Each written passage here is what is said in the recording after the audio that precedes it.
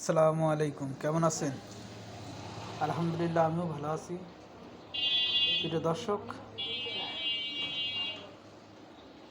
বর্তমান অবস্থা পৃথিবীর খুবই খারাপ। পৃথিবীটা আস্তে আস্তে যুদ্ধের দিকে এগিয়ে যাচ্ছে।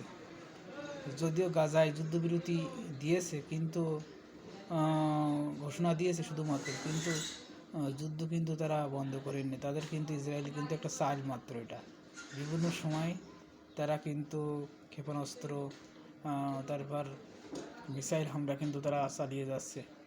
এটা আসলে মুসলমানদের উপর নির্যাতন, নিপীড়ন, স্টিম রোলার এটা কিন্তু চলে আসছে এবং চলবে।